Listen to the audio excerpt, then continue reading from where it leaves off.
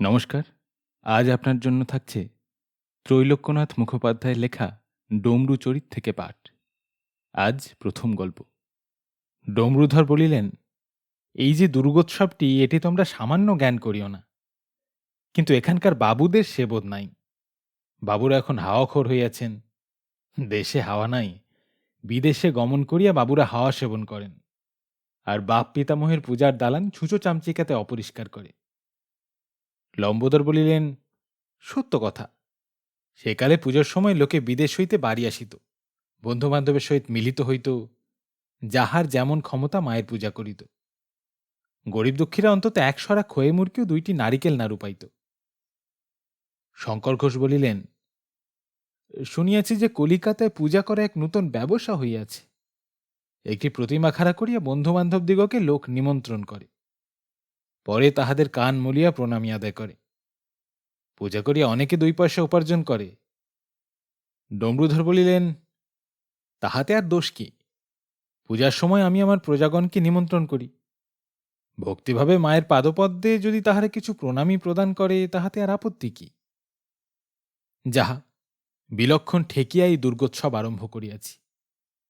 আমি এখন বুঝিয়াছি যে ভগবতীর আরাধনা করিলে ধনসম্পদ হয়।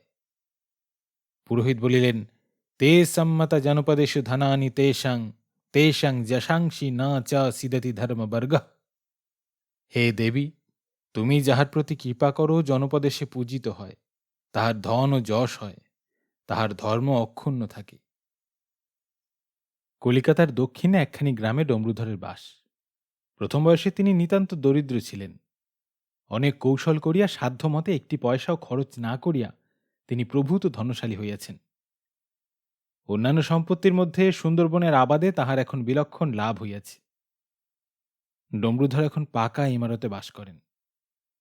পূজার পঞ্চমীর দিন সন্ধ্যার পর দালানে, যে স্থানে প্রতিমা হইয়াছে, সেই স্থানে গল্পগাছা প্রসঙ্গে এরূপ কথাবার্তা হইতেছিল।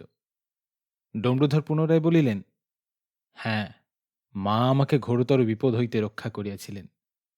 সেই বিপদে পড়িয়া একান্ত মনে মাকে ডাকিয়া আমি বলিয়াছিলাম, মা, তুমি আমাকে এ সংকট হইতে পরিত্রাণ করো, তাহা করিলে প্রতি বৎসর আমি তোমার পূজা করিব।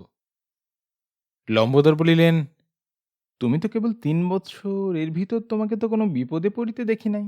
বরং 3 বৎসর পূর্বেই বৃদ্ধ বয়সে তুমি নূতন পত্নী লাভ করিয়াছ।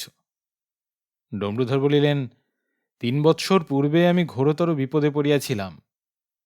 তৃতীয় পক্ষ বিবাহের সময় আমি সংকটাপন্ন হইয়াছিলাম।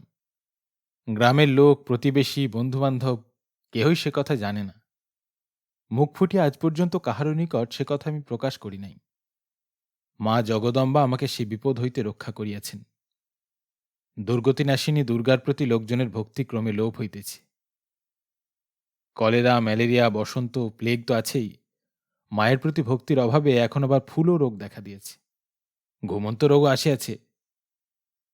জগদম্বার প্রতি ভক্তি থাকিলে লোকের এসব বিপদ হয় না।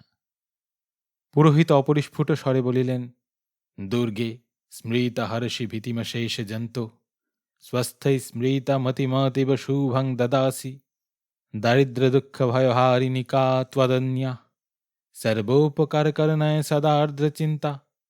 হে দুর্গে, বিপদে পড়িয়া তোমাকে স্মরণ করিলে জীবগণের ভয় তুমি দূর করো। সুস্থ অবস্থায় তোমাকে স্মরণ করিলে তুমি তাহাদের মঙ্গল করো। হে দারিদ্র দুঃখ হারিণী, সর্বপ্রকার উপকার করিবার নিমিত্ত তুমি ভিন্ন দয়ার্দ্র চিন্তার কে আছে? লম্বোদর বলিলেন, কিন্তু বিপদটা কি? কি বিপদে তুমি পড়িয়াছিলে? ডমরুধর বলিলেন, এতদিন পরে সেই বিপদের কথা আজ আমি প্রকাশ করিতেছি, শোনো। আমার 3য় বিবাহের সময় বিপদ ঘটিয়াছিল। আমার বয়স তখন 65 বৎসর। এত বয়সে লোক বিবাহ করে না। তবে আমার ছেলে বেটা মানুষ হইল না। আমি তাহাকে ত্যায্যপুত্র করিলাম। কোথায় সে চলিয়া গেল, সে একটি স্বতন্ত্র গল্প। শঙ্কর ঘোষ বলিলেন, সে গল্প আরেক দিন হইবে। ডমরুধর বলিলেন, তাহার পর বিবাহ না করিলে গৃহ শূন্য হইয়া থাকে। কিন্তু বিবাহ করিলেও কি হয় তা জানো তো লম্বোদর? লম্বোদর উত্তর করিলেন, খ্যাচ খ্যাচ, রাত্রিদিন খ্যাচ খ্যাচ। ডমরুধর বলিলেন, হ্যাঁ, তুমি ভুক্তভোগী। ঘটনাচক্রে আমার এই বিবাহের কথা স্থির হইয়াছিল। আমডাঙ্গার মাঠে আমার যে বৃহৎ বাগান আছে, সে বৎসর বৈশাখ মাসে সেই বাগানে গিয়ে আমি বেড়াইতেছিলাম। 2-4 দিন পূর্বে আমার পুরাতন উড়েমালি দেশে গিয়াছিল, ভাইপোকে তাহার স্থানে রাখিয়া গিয়াছিল। সে আমাকে কখনো দেখে নাই, আমি তাহাকে কখনো দেখি নাই।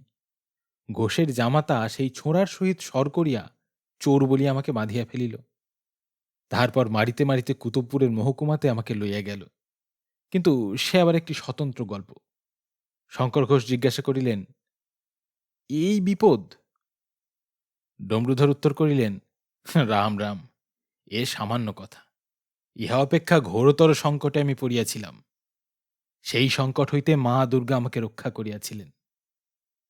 দীর্ঘ নিঃশ্বাস পরিত্যাগ করিয়া ডমরুধর পুনরায় বলিলেন, কুতুবপুরে ঘটকের সহিত আমার সাক্ষাৎ হইল। পুনরায় বিবাহ করিতে সে আমাকে প্রবলত্তি দিল। আমি বাড়ি ফিরিয়া আসিলাম। বিবাহের কথাবার্তা চলিতে লাগিল। টাকায় কি না হয়। বাঁশপুরে এক বয়স্কা কন্যার সহিত বিবাহ স্থির হইল। তিনি আমার বর্তমান গৃহিণী। লম্বোদর বলিলেন, সে কথা আমরা জানি, আমরা বরযাত্র গিয়াছিলাম।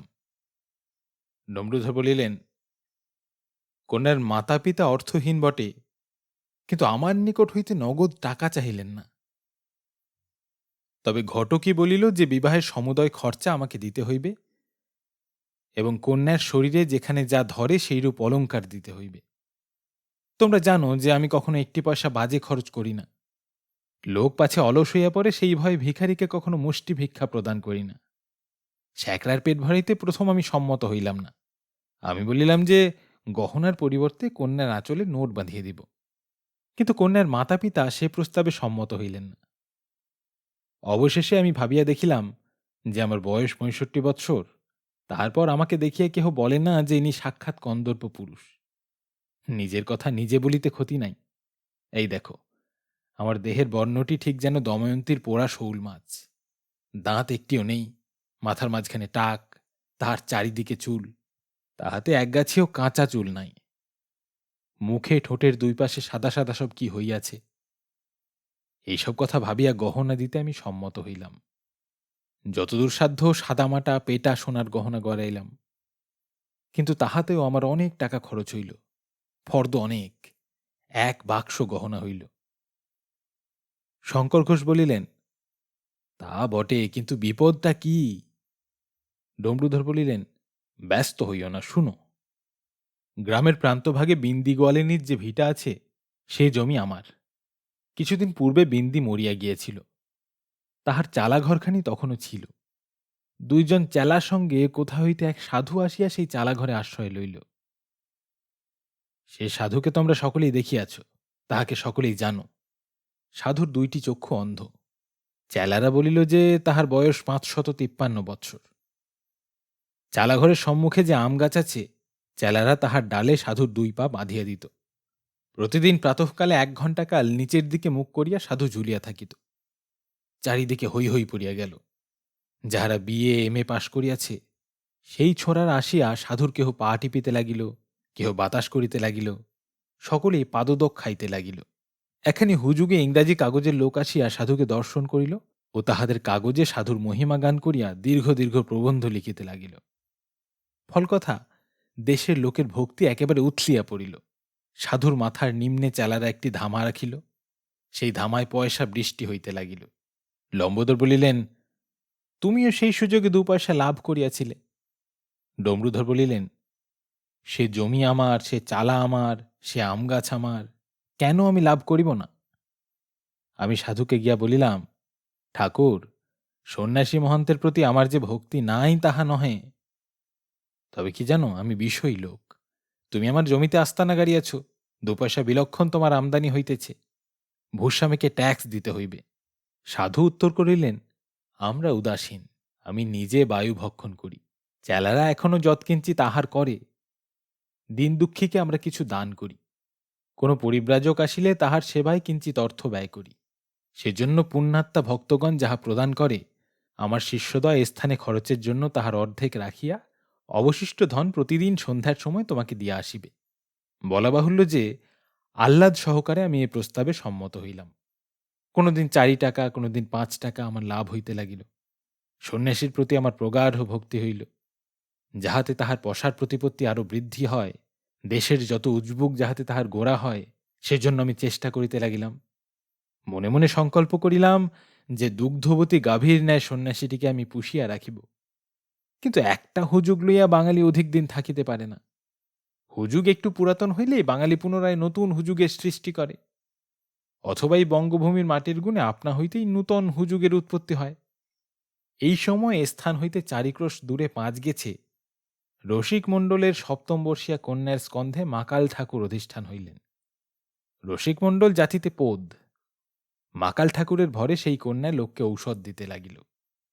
দেবদত্ত ঔষধের গুণে অন্ধের চক্ষু, বধিরের কর্ণ, পঙ্গুর পা হইতে লাগিল, বোবার কথা ফুটিতে লাগিল। কতগুলি সুস্থ লোককে কানা, খোঁড়া, হাবা, কালা, জোরে, অম্বুলে সাজাইতে হয়। তা না করিলে এ কাজে পসার হয় না। তুলসীর মালা গলায় দিয়া সেই ইংরেজি কাগজের লেখকও সেই স্থানে গিয়া উপস্থিত হইল। ভক্তিতে গদগদ হইয়া কত কি তাহাদের কাগজে লিখিয়া বসিল। বিএ এম.এ পাশ করা ছোড়ারা আবার সন্ন্যাসীকে ছাড়িয়া সেই পোদ ছুরির পাদক জল খাইতে গেল। কাতারে কাতারে সেই গ্রামে লোক ভাঙিয়া পড়িল। রসিক মণ্ডলের ঘরে টাকা পয়সা আর ধরে না। আমার সন্ন্যাসীর আস্তানা ভোঁ ভোঁ হয়ে গেল। রসিক মণ্ডলের মতো আমার কেন বুদ্ধি যোগায়নি? আমি কেন সেইরূপ ফন্দি করি নাই? আমি কেন একটা ছোট ছুরিকে বাহির করি নাই? সেই আফসোসে আমার বুক ফাটিয়া যাইতে লাগিল। এইরূপ দুঃখে আছি, এমন সময় একজন চেলা সন্ন্যাসীর হাত ধরিয়া আমার বাড়িতে আনিয়া উপস্থিত করিল। সন্ন্যাসী বলিল যে নিভৃতে তোমার সহিত কোনো কথা আছে। আমি, সন্ন্যাসী ও তাহার চেলা এক ঘরে যাইলাম। সন্ন্যাসী বলিল যে ট্যাক্স বন্ধ হইয়া গিয়াছে, সেজন্য নিশ্চয়ই তোমার মনে সন্দেহ হইয়াছে, কিন্তু দুঃখ করিও না। অন্য উপায়ে তোমাকে আমি বিপুল ধনের অধিকারী করিব। একটি টাকা দাও দেখি। সন্ন্যাসীর হাতে আমি একটি টাকা দিলাম। সেই টাকাটিকে তৎক্ষণাৎ দ্বিগুণ করিয়া 2টি টাকা আমার হাতে দিল। তাহার পর সন্ন্যাসীর আদেশে ভিতর হইতে একটি মোহর আনিয়ে দিলাম। তাহাও ডবল করিয়া 2টি মোহর সন্ন্যাসী আমার হাতে দিল। শেষে একখানি 10 টাকার নোটও ডবল করিয়া আমার হাতে দিল। তাহার পর সন্ন্যাসী আমাকে বলিল, এ কাজ অধিক পরিমাণে করতে গেলে পূজা পাঠের আবশ্যক। তোমার ঘরে যত টাকা, মোহর, নোট, সোনারূপা আছে, পূজা পাঠ করিয়া সমুদায় আমি ডবল করিয়া দিব। আমি উত্তর করিলাম, সন্ন্যাসী ঠাকুর, আমি নিতান্ত বোকা নই। এরূপ বুজরুকির কথা আমি অনেক শুনিয়াছি। গৃহস্থের বাড়ি গিয়া 2-1টি টাকা অথবা নোট ডবল করিয়া তোমরা গৃহস্বামীর বিশ্বাস উৎপাদন করো। তোমাদের কুহকে পড়িয়া গৃহস্বামী ঘরের সমুদয় টাকা করি গহনাপত্র আনিয়া দেয়। হাঁড়ি অথবা বাক্সের ভিতর সেগুলি বন্ধ করিয়া তোমরা পূজা করো। পূজা সমাপ্ত করিয়া 7 দিন কি 8 দিন পরে গৃহস্বামীকে খুলিয়া দেখিতে বলো। সেই অবসরে তোমরা চম্পট দাও। 7-8 দিন পরে গৃহস্বামী খুলিয়া দেখে যে হাঁড়ি ঢন ঢন। বাজি করে ও চালাকে আমার কাছে খাটিবে না। সন্ন্যাসী বলিল, পূজা পাঠ করিয়া আমি চলিয়া যাইব না। তোমার ঘরে তুমি আমাকে বন্ধ করিয়া রাখিও। আর দেখো, আমি অন্ধ, কাহারও সহায়তা ভিন্ন 2 পা চলিতে পারি না। পলাইব কি করিয়া? পূজার দিন কোনো শিষ্যকে আমি এ স্থানে আসিতে দিব না। 7 দিন পরে তোমাকে টাকা করি খুলিয়া দেখিতে বলিব না। পূজা সমাপ্ত হইলেই তৎক্ষণাৎ তুমি খুলিয়া দেখিবে যে সমুদয় সম্পত্তি দ্বিগুণ হইয়া গিয়াছে। সন্ন্যাসীর এরূপ প্রস্তাবে আমি সম্মত হইলাম। সন্ন্যাসী শুভ দিন ও শুভ লগ্ন স্থির করিল। পূজা ও হোমের উপকরণের ফর্দ দিল। সে সমুদয় আমি সংগ্রহ করিলাম।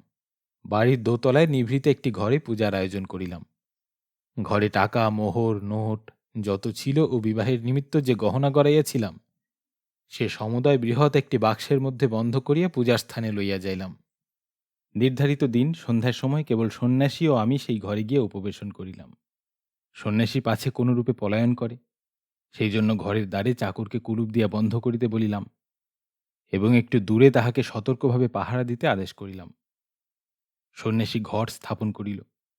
দধি, পিঠালি ও সিঁদুর দিয়া ঘটে কি সব অঙ্কন করিল। তাহার পর ফট, বসট, সিং, ওইং এরূপ আরও কত কি মন্ত্র উচ্চারণ করিল। অবশেষে হোম করিতে আরম্ভ করিল। কিছুক্ষণ পরে স্বাহা স্বাহা বলিয়া আগুনে ঘৃত দিয়া সন্ন্যাসী আপনার থলি হাতড়াইয়া একটি টিনের কৌটা বাহির করিল। সেই কৌটাতে এক প্রকার সবুজ রঙের গুঁড়া ছিল। হরিৎবর্ণের সেই চূর্ণ সন্ন্যাসী আগুনে ফেলিয়া দিল। ঘর সবুজ বর্ণের ধূমে পরিপূর্ণ হইল। আমার নিদ্রার আবেশ হইল। আমি ভাবিলাম যে এইবার সন্ন্যাসী বেটা একটা কাণ্ড করিবে। আমাকে অজ্ঞান করিয়া আমার টাকা কড়ি লইয়া কোনরূপে পলায়ন করিবে। উঠিয়া দ্বারে ধাক্কা মারিয়া আমার চাকরকে ডাকিব, এইরূপ মানস করিলাম। আমি উঠিতে পারিলাম না। আমার হাত পা অবশ অসাড় হইয়া গিয়াছিল। কিন্তু আমার জ্ঞান ছিল। হঠাৎ আমার মাথা হইতে আমি বাহির হইয়া পড়িলাম। আমার শরীরটি তৎক্ষণাৎ মাটির উপর শুইয়া পড়িল। শরীর হইতে আমি বাহির হইয়াছি। তাহার দিকে তখন চাহিয়া দেখিলাম। দেখিলাম যে সে আমি অতি ক্ষুদ্র, ঠিক বুড়ো আঙুলের মতো। আর সে শরীর বায়ু দিয়া গঠিত। সেই ক্ষুদ্র শরীরে আমি উপর দিকে উঠিতে লাগিলাম।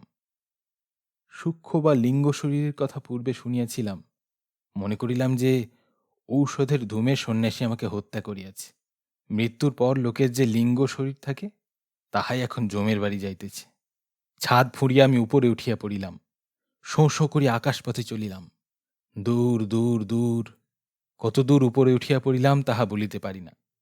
মেঘ পার হইয়া যাইলাম, চন্দ্রলোক পার হইয়া যাইলাম, সূর্যলোকে গিয়া উপস্থিত হইলাম। সে স্থানে আশ্চর্য ঘটনা দর্শন করিলাম। দেখিলাম যে আকাশ বুড়ি এক কদম গাছতলায় বসিয়া আঁশ বঁটি দিয়া সূর্যটিকে কুটি কুটি করিয়া কাটিতেছে, আর ছোট ছোট সেই সূর্যখণ্ডগুলি আকাশ পটে জুড়িয়া দিতেছে। তখন আমি ভাবিলাম, ও নক্ষত্র এই প্রকার হয় বটে। তবে এই যে নক্ষত্র সব, ইহারা সূর্যখণ্ড ব্যতীত আর কিছুই নহে। যে খণ্ডগুলি বুড়ি আকাশপটে ভালো করিয়া জুড়িয়া দিতে পারে না, আলগা হইয়া সেইগুলি খসিয়া পড়ে। তখন লোকে বলে নক্ষত্রপাত হইল। কিছুক্ষণ পরে আমার ভয় হইল যে সূর্যটি তো গেল, পৃথিবীতে পুনরায় দিন হইবে কি করিয়া। আকাশ বুড়ি আমার মনের ভাব বুঝিয়া হাসিয়া বলিল, ভোরে ভোরে উঠিয়া আকাশ ঝাড়ু দিয়া সমুদয় নক্ষত্রগুলি আমি একত্র করিব, সেইগুলি জুড়িয়া পুনরায় আস্ত সূর্য করিয়া প্রাতঃকালে উদয় হইতে পাঠাইব।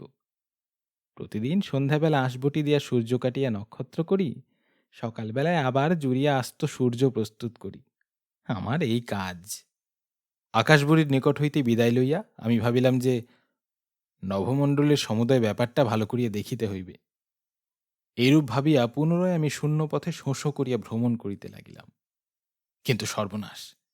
কিছুদূর গিয়া দেখি যে দুইটা বেকটাকার যমদূত আরেকটা সূক্ষ্ম শরীরকে লইয়া যাইতেছে। আমার বড় ভয় হইল।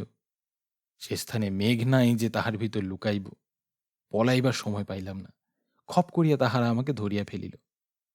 একজন জিজ্ঞাসা করিল, তুই বেটা কে রে?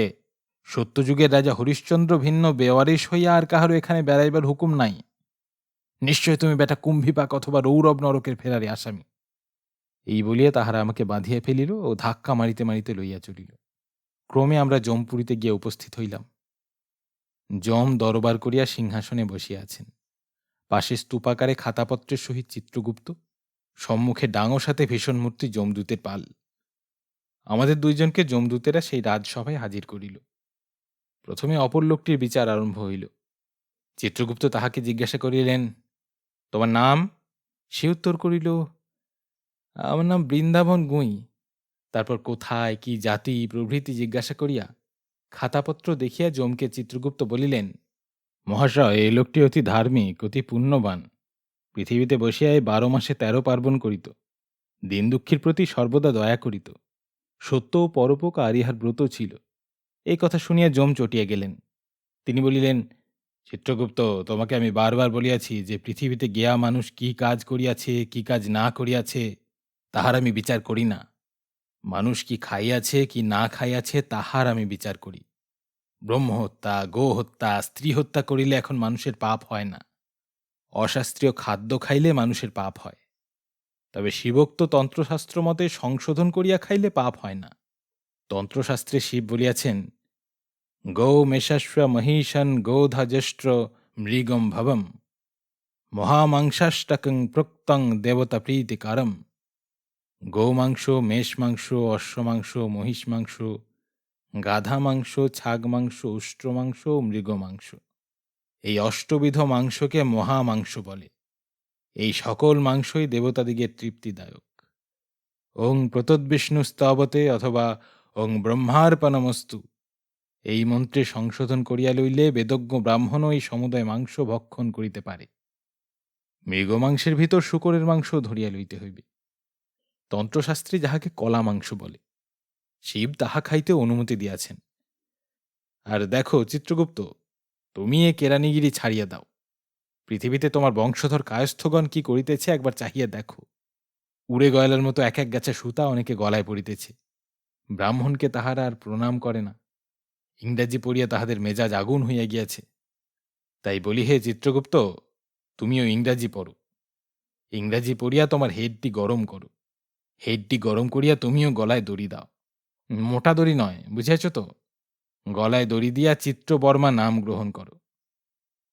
এই কথা বলিয়া যম নিজে সেই লোকটিকে জেরা করিতে লাগিলেন। কেমন হে বাপু, কখনো বিলাতি বিস্কুট খাইয়াছিলে? সে উত্তর করিল, আজ্ঞে না। যম জিজ্ঞাসা করিলেন, বিলাতি পানি, যাহা খুলিলে ফট করিয়া শব্দ হয়, যাহার জল বিজবিজ করে? সে উত্তর করিল, আজ্ঞে না। যম পুনরায় জিজ্ঞাসা করিলেন, সত্য করিয়া বলো, কোনরূপ অশাস্ত্রীয় খাদ্য ভক্ষণ করিয়াছিলে কিনা? সে ভাবিয়া চিন্তিয়া উত্তর করিল, আচ্ছা, একবার ভ্রমক্রমে একাদশীর দিন পুঁই শাক খাইয়া ফেলিয়াছিলাম। যমের সর্বশরীর শিহরিয়া উঠিল। তিনি বলিলেন, সর্বনাশ করিয়াছ কি? একাদশীর দিন পুঁই শাক? ওরে, এই মুহূর্তে ইহাকে রৌরব নরকে নিক্ষেপ কর। ইহার পূর্বপুরুষ যাহারা স্বর্গে আছে, তাহাদিগকেও সেই নরকে নিক্ষেপ কর। পরে ইহার বংশধরগণের 14 পুরুষ পর্যন্ত সেই নরকে যাইবে। চিত্রগুপ্ত, আমার এই আদেশ তোমার খাতায় লিখিয়া রাখো। যমের এই বিচার দেখে আমি তো অবাক। এবার আমার বিচার। কিন্তু আমার বিচার আরম্ভ হইতে না হইতে আমি উচ্চৈঃস্বরে বলিলাম, মহারাজ, আমি কখনো একাদশীর দিন পুঁই শাক ভক্ষণ করি নাই। আমার কথায় যম চমৎকৃত হইলেন। হর্ষোৎফুল্ল লোচনে তিনি বলিলেন, সাধু সাধু, এই লোকটি একাদশীর দিন পুঁই শাক খায় নাই। সাধু সাধু, এই মহাত্মার শোভাগমনে আমার জমালয় পবিত্র হইল। যমনীকে শীঘ্র শঙ্খ বাজাইতে বলো। যমকন্যাদিগকে পুষ্পবৃষ্টি করিতে বলো। বিশ্বকর্মাকে ডাকিয়ে আনো। ভূ ভুব স মহ জন তপ সত্যলোক পরে। ধ্রুবলোকের উপরে এই মহাত্মার জন্য মন্দাকিনী কলকলিত, পারিজাত পরিশোভিত, কোকিল কুহরিত, অপ্সরা পদ নপুর ঝুনঝুনিত, হীরা মানিক খচিত নূতন একটি স্বর্গ নির্মাণ করিতে বল। চিত্রগুপ্তের চিত্রবর্মার হিংসা হইল। তিনি বলিলেন, মহাশয়, পৃথিবীতে লোকটির এখনো আয়ু শেষ হয় নাই। স্থূলদেহের রক্তমাংসের আষ্টে গন্ধ এখন ইহার সূক্ষ্ম শরীরে রহিয়াছে। এই কথা শুনিয়া যম চটিয়া আগুন হইলেন। আমার আদর লোপ পাইল। তিনি বলিলেন, কে সাদা সাদা গোল গোল হাঁসের ডিমের গন্ধ গায়? মার, ইহার মাথায় 10 ঘা ডাঙস মার। যম বলিবা মাত্র তাহার একজন দূত আমার মাথায় 1 ঘা ডাঙস মারিল। বলিব কি হে, মাথায় আমার যেন ঠিক বজ্রাঘাত হইল। যাতনায় ত্রাহি মধুসূদন বলি আমি চিৎকার করিতে লাগিলাম। সেই 1 ঘা ডাঙসে জমপুরি হইতে আকাশপথে অনেকটা নিম্নে আসিয়া পড়িলাম। দমাস করি আর 1 ডাঙসের ঘা। শূন্যপথে আরও নিচে আসিয়া পড়িলাম। আর 1 ঘা, আরও নিম্নে আসিয়া পড়িলাম। এইরূপ 10ম আঘাতে পৃথিবীতে আসিয়া আমার বাড়ির ছাদ ফুঁড়িয়া আমার সূক্ষ্ম শরীর পুনরায় সেই পূজার ঘরে আসিয়া পড়িল। নিজের বাড়িতে সেই পূজার ঘরে আসিয়া ক্ষুদ্র মাথায় ক্ষুদ্র হাত বুলাইতে লাগিলাম। প্রহারের চোটে চক্ষুতে সরিষা ফুল দেখিতেছিলাম। অনেকক্ষণ কিছুই দেখিতে পাইলাম না। অনেকক্ষণ পরে চাহিয়া দেখি যে আমি বসিয়া আছি, অর্থাৎ আমার সেই বড় শরীর আসনে বসিয়া আছে, আর সন্ন্যাসীর শরীর মাটিতে পড়িয়া আছে। কি হইয়াছে তখন বুঝিতে পারিলাম। বুঝিলাম যে সবুজ গুঁড়ার ধূপ দিয়ে আমার শরীর হইতে প্রাণময় কোষ, মনোময় কোষ আর সকল কোষ বাহির করিয়া সন্ন্যাসী আপনার সূক্ষ্ম শরীর দ্বারা আমার স্থূল অন্নময় কোষ অধিকার করিয়াছে। আমার শরীর বটে, কিন্তু ওই যে আসনে বসিয়াছে, ও আমি নই। সূক্ষ্ম শরীরে মুখ দিয়া আমি সন্ন্যাসীর সহিত কথোপকথন করিতে পারিলাম না। সেজন্য নিরুপায় হইয়া আমি সন্ন্যাসীর দেহে প্রবেশ করিলাম। সন্ন্যাসীর দেহে প্রবিষ্ট হইয়া আমি উঠিয়া বসিলাম।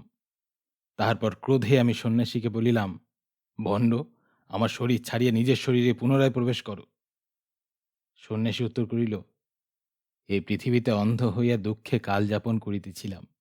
ভোগবাসনা এখনো আমার পরিতৃপ্ত হয় নাই। মানস করিয়াছিলাম যে কোনো যুবা ধনবান লোকের শরীরে আশ্রয় করিব। সেরূপ লোকের জোগাড় করিতে পারি নাই।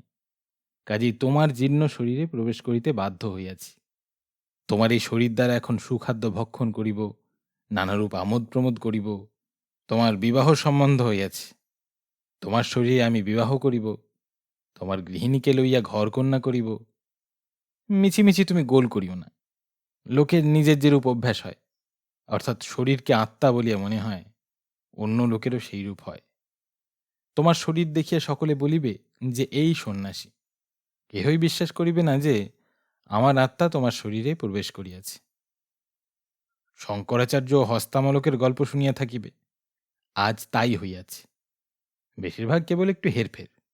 ক্রোধে অধীর হইয়া হাতড়াইতে হাতড়াইতে আমি সন্ন্যাসীর গলা টিপিয়া ধরিলাম। কিন্তু তখন আমি ৫৫৩ বৎসরের পুরাতন সন্ন্যাসী শরীরে ছিলাম, তার উপর আবার ২ চক্ষু অন্ধ। সন্ন্যাসীর আমি কিছুই করিতে পারিলাম না। হাসিয়া সে দূরে আমাকে ফেলিয়া দিল। আমার দেহধারী সন্ন্যাসী পুনরায় বলিল, যদি গোলমাল করো তাহা হইলে তোমার ঘোরতর অনিষ্ট হইবে। তোমার চাকরের দ্বারাই তোমাকে আমি এই বাড়ি হইতে দূর করিয়া দিব। ওই অন্ধ বৃদ্ধ শরীর লইয়া তখন তুমি কি করিয়া দিন যাপন করিবে? আমার শিষ্যদ্বয় এ ব্যাপারে অবগত আছে। তাহাদিগকে ডাকিতে পাঠাইয়াছি, তাহাদের সহিত আস্তে আস্তে আমার আস্তানায় গমন করো। প্রাতঃকালে ১ ঘণ্টা কাল তাহারা তোমাকে নিচের দিকে মুখ করিয়া ঝুলাইবে। সমস্ত দিন তুমি বায়ু ভক্ষণ করিয়া থাকিবে। ঘোর রাত্রিতে চুপি চুপি আহার করিবে।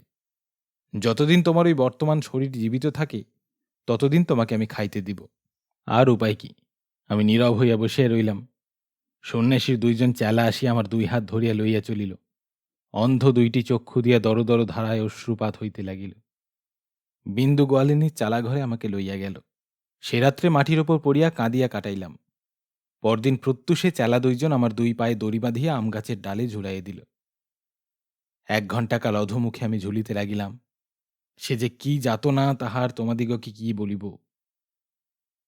অন্ধ, তা না হইলে চক্ষু ২টি ঘোর রক্তবর্ণে রঞ্জিত হইত। সন্ন্যাসীর গায়ের বর্ণ কালো ছিল, তা না হইলে মুখ লাল হইয়া যাইত। ঘোর কষ্ট, ঘোর কষ্ট। কেন যে দম আটকাইয়া মরিয়া যায় নাই তাহাই আশ্চর্য। লম্বোদর প্রভৃতি এক বাক্যে বলিয়া উঠিল, ইস, তুমি তো সামান্য বিপদে পড়ো নাই। ডমরুধর বলিলেন, হ্যাঁ, আমি ঘোর বিপদে পড়িয়াছিলাম। কেবল মা দুর্গার কৃপায় আমি সেই বিপদ হইতে পরিত্রাণ পাইয়াছিলাম। ডমরুধর বলিতে লাগিলেন, ১ ঘণ্টা পরে তাহারা আমাকে গাছ হইতে নামাইয়া লইল। তাহার পর সমস্ত দিন তাহারা আমাকে জলটুকু পর্যন্ত খাইতে দিল না। তাহারা কিন্তু একে একে আমার বাড়িতে গিয়ে আহার করিয়া আসিল। আসিয়া বলিল যে, ডমরুবাবুর বাড়িতে আজ খুব ঘটা, ৫-৬টা খাসি কাটা হইয়াছে, নানা দ্রব্য প্রস্তুত হইয়াছে। গ্রামশুদ্ধকে তিনি নিমন্ত্রণ করিয়াছেন। তিনি আরও বলিয়াছেন যে তাহার বিবাহ পর্যন্ত প্রতিদিন মহা সমারোহের সহিত সকলকে ভোজন করাইবেন। লম্বোদর বলিলেন, হ্যাঁ, সেই সময় দিন কত তোমার বাড়িতে খুব ধুম হইয়াছিল। প্রতিদিন ষোড়শ উপাচারে তোমার বাড়িতে আমরা ভোজন করিয়াছিলাম। তখন তোমার সেই শরীরটিকে তুমি বলিয়াই আমরা মনে করিয়াছিলাম। সহসা তোমার মতিগতির কিরূপে পরিবর্তন হইল, তাহা ভাবিয়া সকলে আমরা আশ্চর্যান্বিত হইয়াছিলাম। তোমার কেনারাম চাকর ও চেলা ২ জন বলিল যে সন্ন্যাসী ঠাকুর তোমার সমুদয় সম্পত্তি ডবল করিয়া দিয়াছেন। সেই আহ্লাদে তুমি মুক্ত হস্ত হইয়াছ। কেহ কেহ বলিল যে নূতন বিবাহের আমোদে আটখানা হইয়া তুমি এত টাকা খরচ করিতেছ। কিন্তু এখন বুঝিলাম যে সে তুমি নও, তোমার শরীরে অধিষ্ঠিত সন্ন্যাসী। ডমরুধর বলিলেন, আমি বৃথা টাকা খরচ করিব? আমি সে পাত্র নই। আমি সাজিয়া সন্ন্যাসী বেটা আমার সম্পত্তি নষ্ট করিতেছে। তাহা ভাবিয়া বুক আমার ফাটিয়া যাইতে লাগিল। ঘোর রাত্রিতে একজন চেলা আমার জন্য খাবার লইয়া আসিল। পোলাও, কালিয়া, কুরমা, কোপ্তা, কাটলেট, সন্দেশ, রসগোল্লা, খাজা, গজা, বেদানা, আঙুর, সেব প্রভৃতি সামগ্রী। ঈষৎ হাসিয়া চেলা বলিল, আপনার প্রতি ডমরুবাবুর বড় ভক্তি, উঠুন আহার করুন। কিন্তু ছাই, আমি আর খাইব কি? আমার সর্বনাশ করিয়া সেই সমুদয় সুখাদ্য প্রস্তুত হইয়াছে, তাহাই ভাবিয়া আমার প্রাণ আকুল হইয়া পড়িল। পরদিন প্রাতঃকালে পুনরায় আমাকে তাহারা গাছে ঝুলাইয়া দিল। তাহার পর সমস্ত দিন অনশনে রাখিয়া গভীর রাত্রিতে আমাকে খাবার দিল। প্রতিদিন এইভাবে চলিতে লাগিল। ওদিকে আমার নিজ বাটিতে ধুমধামের সীমা পরিসীমা নাই।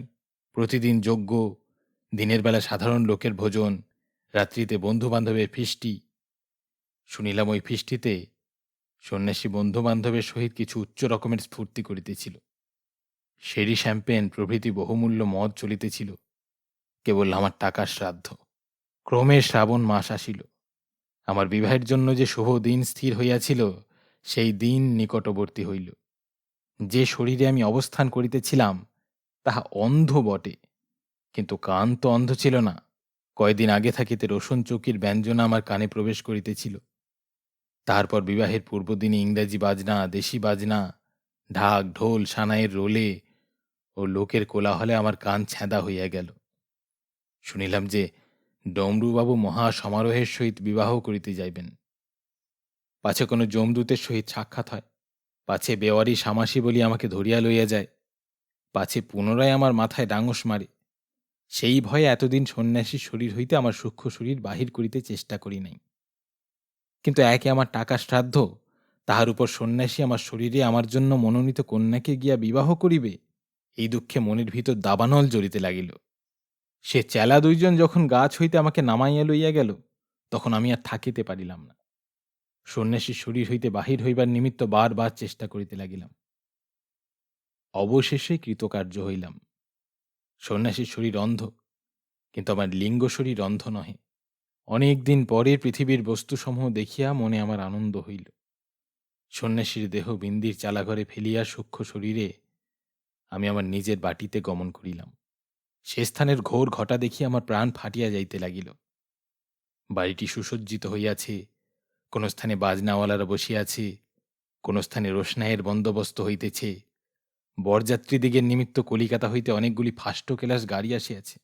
আমাদের গ্রাম হইতে কন্যার গ্রাম 7 ক্রোশ পথ ভালো নহে, মেটে রাস্তা, কিন্তু শুনিলাম যে অনেক টাকা খরচ করিয়া ডমরুবাবু সে রাস্তা মেরামত করিয়াছেন।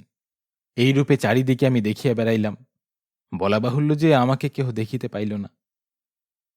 সূক্ষ্ম শরীর অতি ক্ষুদ্র, হাওয়া দিয়া গঠিত সূক্ষ্ম শরীর কেহ দেখিতে পায় না।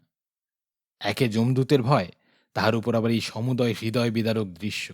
সে স্থানে আমি অধিকক্ষণ তিষ্ঠিতে পারিলাম না। আমি ভাবিলাম, দূর কর, বনে গিয়া বসিয়া থাকি। সুন্দরবনে মনুষ্যের অধিক বাস নাই, যমদূতদিগের সেদিকে বড় যাতায়াত নাই। সেই সুন্দরবনে গিয়া বসিয়া থাকি। বায়ুবেগে সুন্দরবনের দিকে চলিলাম। প্রথম আমি আমার আবাদে গিয়া উপস্থিত হইলাম। সে স্থানে আমার কোনো কর্মচারীকে দেখিতে পাইলাম না। কেহ মাছ, কেহ ঘৃত, কেহ মধু, কেহ পাঁঠা লইয়া তাহারা আমার বিবাহে নিমন্ত্রণে গিয়াছিল। সেই স্থান হইতে আমি গভীর বনে প্রবেশ করিলাম। দেখিলাম যে এক গাঙের ধারে একখানি নৌকা লাগিয়া আছে। উপরে 5-6 জন কাঠুরিয়া কাঠ কাটিতেছে। তাহাদের সঙ্গে মুগুর হাতে একজন ফকির আছে। মন্ত্র পড়িয়া ফকির বাঘদিগের মুখ বন্ধ করিয়া দিয়াছে। নির্ভয়ে কাঠুরিয়াগণ কাঠ কাটিতেছে। সেই স্থানে গিয়া একটি শুষ্ক কাঠের উপর উপবেশন করিলাম। বলা বাহুল্য যে তাহারা আমাকে দেখিতে পাইল না। এই স্থানে বসিয়া মনের বেদনায় আমি কাঁদিতে লাগিলাম। অশ্রু জলে আমার বক্ষস্থল ভাসিয়া গেল। না এদিক না ওদিক, না মরা না বাঁচা। আমার অবস্থা ভাবিয়া আমি আকুল হইলাম। আজ আমি সাজিয়া সন্ন্যাসী আমার কন্যাকে বিবাহ করিবে, বাসর ঘরে সন্ন্যাসী গান করিবে, তারপর ফুলশয্যা হইবে। ওহ, আমার প্রাণে সয় না। হায় হায়, আমার সব গেল। হঠাৎ এই সময় মা দুর্গাকে আমার স্মরণ হইল। প্রাণ ভরিয়া মাকে আমি ডাকিতে লাগিলাম। আমি বলিলাম, মা, তুমি জগতের মা, তোমার এই অভাগা পুত্রের প্রতি তুমি কৃপা করো। মহিষাসুরের হাত হইতে দেবতাদিগকে তুমি পরিত্রাণ করিয়াছিলে, সন্ন্যাসীর হাত হইতে তুমি আমাকে নিস্তার করো। মনসা লক্ষ্মীর কখনো পূজা করি নাই, ঘেঁটু পূজাও করি নাই, কোনো দেবতার পূজা করি নাই, কিন্তু এখন হইতে মা প্রতি বৎসর তোমার পূজা করিব। অকালে তোমার পূজা করিয়া রামচন্দ্র বিপদ হইতে উদ্ধার হইয়াছিলেন। আমিও মা সেইরূপ অকালে তোমার পূজা করিব। তুমি আমাকে বিপদ হইতে উদ্ধার করো। ব্রজের নন্দঘোষের স্বজাতি কলিকাতার হরিভক্ত গোয়ালা মহাপ্রভুরা কসাইকে যখন নবপ্রসূত গোবৎস বিক্রয় করেন, কসাই যখন শিশু বৎসে গলায় দড়ি দিয়ে হিঁচড়াইয়া লইয়া যায়, তখন সেই দুধের বাছুরটি নিদারুণ কাতর কণ্ঠে যেরূপ মা মা বলিয়া ডাকিতে থাকে, সেইরূপ কাতর স্বরে আমিও মা দুর্গাকে ডাকিতে লাগিলাম। জগদম্বার মহিমা কে জানে? প্রাণ ভরিয়া তাহাকে ডাকিলে তিনি কৃপা করেন। জগদম্বা আমায় কৃপা করিলেন। বন হইতে হঠাৎ এক বাঘ হাসিয়া কাঠুরিয়াদিগের মাঝখানে পড়িল। সুন্দরবনের মানুষ খেকো প্রকাণ্ড ব্যাঘ্র।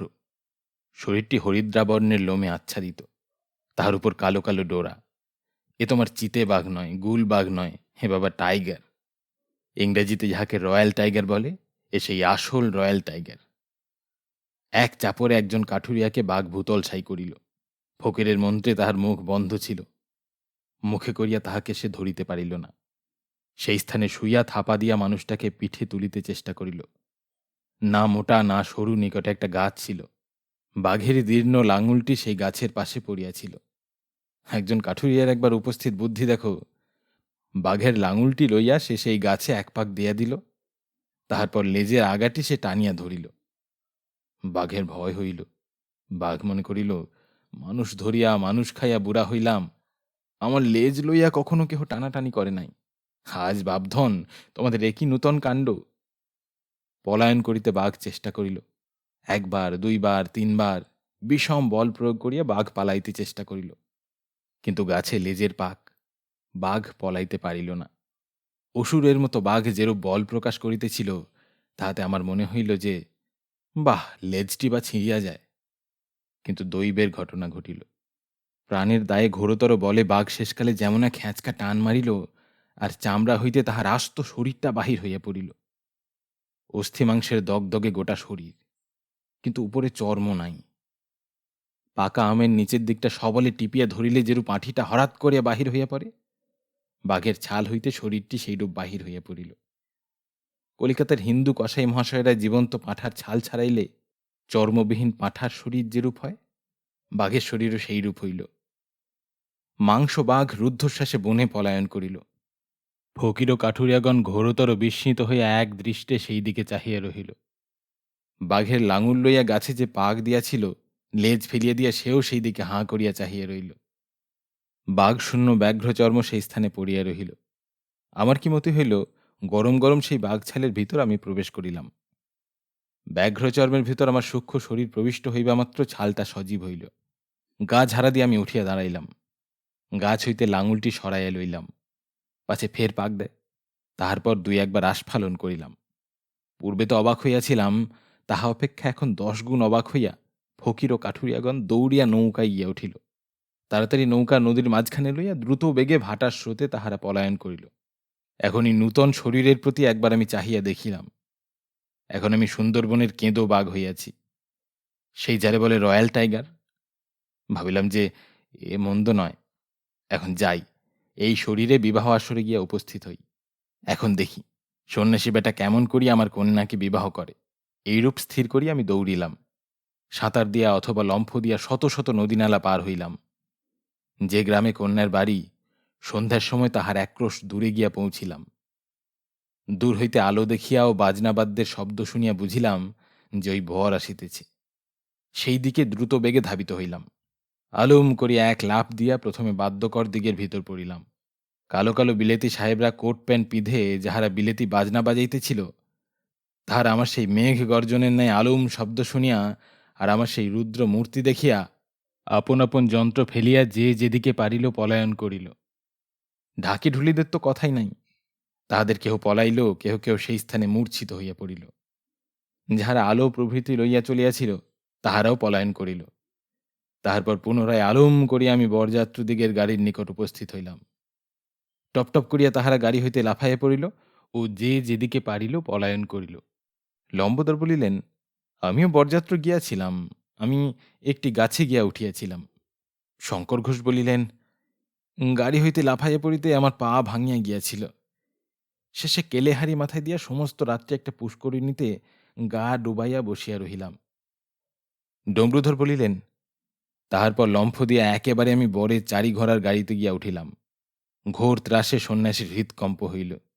আমার শরীর হইতে ফট করিয়া সে সূক্ষ্ম শরীর বাহির করিল। আপনার সূক্ষ্ম শরীর লইয়া কোথায় যে পলায়ন করিল তাহা বলিতে পারি না। সেই দিন হইতে তাহাকে অথবা তাহার চেলা দুইজনকে আর কখনো দেখিতে পাই নাই। আমি দেখিলাম যে গাড়ির উপর আমার দেহটি পড়িয়া রহিয়াছে। বাঘছাল হইতে বাহির হইয়া তৎক্ষণাৎ আমি নিজ দেহে প্রবেশ করিলাম। গাড়ির গদিতে বাঘছালখানি পাতিয়া তাহার উপর আমি গেট হইয়া বসিলাম। নিজের শরীর পুনরায় পাইয়া আনন্দে একটি দীর্ঘ নিঃশ্বাস পরিত্যাগ করিলাম। কন্যার জন্য যে সমুদয় গহনা প্রস্তুত করিয়াছিলাম, সম্মুখে দেখিলাম যে সেই গহনার বাক্সটি রহিয়াছে। পরে শুনিলাম যে ঘটকের পরামর্শে সন্ন্যাসী এই গহনার বাক্স সঙ্গে আনিয়াছিল। এখন বিবাহ বাড়িতে যাইতে হইবে, কিন্তু নিকটে জনপ্রাণী ছিল না। একেলা বিবাহ বাড়িতে যাইতে পারি না। গাড়ি হইতে নামিলাম। পথ হইতে একটি ঢোল লইয়া নিজেই ঢ্যাং ঢ্যাং করিয়া বাজাইতে লাগিলাম। যে ৩-৪ জন ঢাকি ঢুলি বাঘ দেখিয়া মূর্ছিত হইয়া পড়িয়াছিল, ক্রমে তাহাদের চেতনা হইল। পিটপিট করিয়া আমার দিকে কিছুক্ষণ চাহিয়া তাহারা উঠিয়া বসিল। অন্য বাদ্যকর কেহ আসিল না। পরে শুনিলাম যে তাহারা প্রাণপণে দৌড়িয়া একেবারে কলিকাতে গিয়া তবে নিঃশ্বাস ফেলিয়াছিল। ভালোই হইয়াছিল, তাহাদিগকে টাকা দিতে হয় নাই। বিবাহের পরদিন কন্যা লইয়া যখন নিজ গ্রামে আমি প্রত্যাগমন করি, তখন তাহাদের যন্ত্রগুলি আমি কুড়াইয়া আনিয়াছিলাম। কিছুদিন পরে যখন তাহারা আসিল, তখন অনেক কষ্টে আমার নিকট হইতে যন্ত্রগুলি বাহির করিল। টাকা আর চাহিবে কোন লজ্জায়। আমার কেনারাম চাকর ও ২-৪ জন বরযাত্র ক্রমে আসিয়া জুটিল। প্রথম তাহারা মনে করিয়াছিল যে নিকটে মানুষ আনিবার নিমিত্ত বাঘ স্বয়ং ঢোল বাজাইতেছে। যাহা হোক, সেই ২-৪ জন বরযাত্র ২-৪ জন বাদ্যকর লইয়া আমি বিবাহ বাড়িতে উপস্থিত হইলাম। অধিক কথায় প্রয়োজন কি? প্রথম তো কন্যা সম্প্রদান হইল। তাহার পর আমাকে সকলে ছাদনাতলায় লইয়া গেল। এক পাল স্ত্রীলোক আসিয়া আমাকে ঘিরিয়া দাঁড়াইল। তারকা রাক্ষসীর মতো এক মাগী প্রথম আমার এক কান মলিয়া দিল, আর বলিল যে, বিবাহ তৃতীয় পক্ষে সে কেবল পিতৃরক্ষে। পুনরায় আরেক মহিলা কান মলিয়া বলিল, বিবাহ তৃতীয় পক্ষে সে কেবল পিতৃরক্ষে। এইরূপে একবার এ কান একবার সে কান মলিতে লাগিল এবং ওই কথা বলিতে লাগিল। মাগের হাত কি করা! আমি মনে করিলাম যে সাঁড়াশি দিয়া বুঝি আমার কান ছিঁড়িয়া লইতেছে।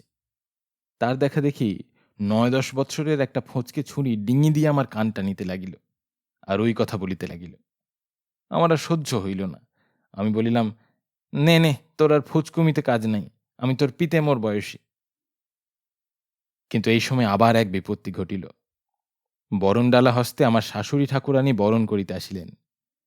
আমার মুখপানে একবার কটাক্ষ করিয়াই তিনি অজ্ঞান। বরণডালা ফেলিয়া কন্যার হাত ধরিয়া প্রাঙ্গণের এক পার্শ্বে গিয়া মাটির উপর শুইয়া পড়িলেন। সেই স্থানে শুইয়া উচ্চৈঃস্বরে কাঁদিতে লাগিলেন।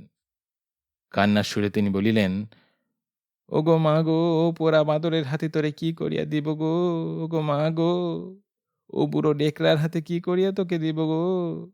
ঘরে যে কালীঘাটের কালীর পট আছে, যা ১ পয়সা দিয়া কিনিয়াছিলাম, তারপর তোর যে মুখখানি গো, তুই আমার কেলো সোনা গো, ইত্যাদি। কালীঘাটের পটের মতো মুখ বটে। কন্যাকে বাড়ি আনিয়া যখন ভালো করিয়া প্রথম তাহার মুখ দেখিলাম, তখন আমার মনে হইল যে ইনি মানুষ নহেন, কালীঘাটের মা কালীর বাচ্চা।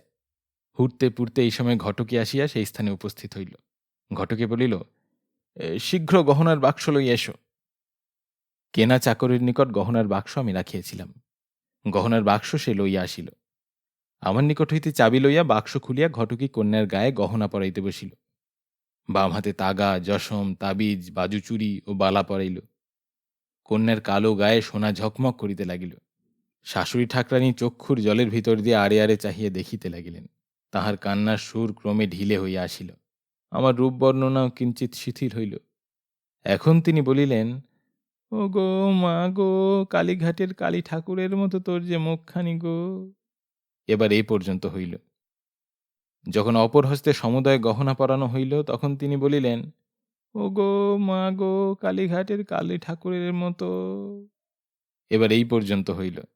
যখন গলার গহনা পরানো হইল, তখন চক্ষু মুদিয়া একবার ভালো করিয়া দেখিলেন। তাহার পর কান্নার সুরে বলিলেন, ও গো মা গো, কালীঘাটের। এবার এই পর্যন্ত। এইরূপে ক্রমেই কান্নার সুর মৃদু ও ছন্দ পাপড়ি ভাঙা হইয়া আসিল। অবশেষে কন্যা যখন সমুদয় ভূষণে ভূষিত হইল, তখন তিনি উঠিয়া বসিলেন। ২ বার চক্ষু মুছিয়া বলিলেন, তা হোক, আমার এলোকেশী সুখে থাকিবে। শুভ দিনে শুভক্ষণে আমার বিবাহ হইয়া গেল। পরদিন কন্যা লইয়া আমি গৃহে প্রত্যাবর্তন করিলাম। কিন্তু দুঃখের কথা বলিব কি, সেই তারকা রাক্ষসীর বলে সকলে যেন লুফিয়া লইল। সেই দিন হইতে সকলে আমার স্ত্রীর নাম রাখিল পিতৃরক্ষে। কেবল স্ত্রী কেন, আমি একটু বুঝিয়া সুঝিয়া খরচপত্র করি বলিয়া কেহ আমার নাম করে না। আড়ালে সকলে আমাকেও পিতৃরক্ষে বলে। আমার গৃহিণী ঘোষেদের গঙ্গায় স্নান করিতে যাইতেন, ছোড়ারা তাহাকে পিতৃরক্ষে বলে খেপাইত। সেজন্য এখন ভোরে ভোরে তিনি বসুদের গঙ্গায় স্নান করেন। কিন্তু যাই বলো আর যাই কও, আমাদের কাটি গঙ্গার যেমন মাহাত্ম্য তেমন আর কোনো গঙ্গার নয়। হরিদ্বার, প্রয়াগ, বৃন্দাবনের গঙ্গা কোথায় লাগে? সন্ন্যাসী আমার টাকা নষ্ট করিয়াছিল, সে কথা এখন আর প্রয়োজন কি? কিন্তু চিরকাল আমি কপালে পুরুষ। আমার সৌভাগ্যক্রমে এই সময় স্বদেশী হিরিকটি পড়িল। আমি এক কোম্পানি খুলিলাম। পূর্বদেশের এক ছোকরাকে চারিদিকে বক্তৃতা করিতে পাঠাইলাম। তাহার বক্তৃতার ধমকে শত শত গরিব কেরানি স্ত্রীর গহনা বেচিয়া শেয়ার কিনিল। শত শত দিন দরিদ্র লোকও ঘটিবাটি বেচিয়া আমার নিকট টাকা পাঠাইল। তারপর গলায় কিরূপ কফ বসিয়াছে। লম্বোদর বলিলেন, কফ কাশিতে আবশ্যক কি? স্পষ্ট বলো না কেন যে সমুদয় টাকাকড়ি তুমি হাত করিয়াছ। তারপর দেশ শুদ্ধ লোক এখন মাথায় হাত দিয়া কাঁদিতেছে। ডমরুধর বলিলেন, ভাগ্যবান পুরুষদিগের টাকা একদিক দিয়ে যায়, অন্য দিক দিয়ে আসে। যাহা হোক, মা দুর্গা আমাকে সেই সন্ন্যাসী সংকট হইতে উদ্ধার করিয়াছিলেন। সেই অবধি প্রতি বৎসর আমি মা দশভুজার পূজা করি।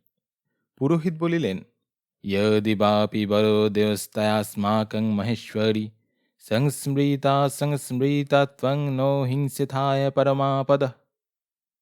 দেবগণ বলিলেন, হে মাহেশ্বরী, যদি আমাদিগকে বর দিবে, তবে ঘোর বিপদে পড়িয়া তোমাকে স্মরণ করিলে তুমি আমাদিগকে রক্ষা করিও। মন্তব্য: পিতৃরক্ষে বলিয়াছেন যে পাঠকদিগের যদি আমার গল্পের সত্যতা সম্বন্ধে সন্দেহ হয়, তাহা হইলে তাহাদিগকে আমার নিকট পাঠাইয়া দিবেন। সে বাঘছাল আমার ঘরে আছে, আমি তাহাদিগকে দেখাইব, তাহাদের সন্দেহ দূর হইবে।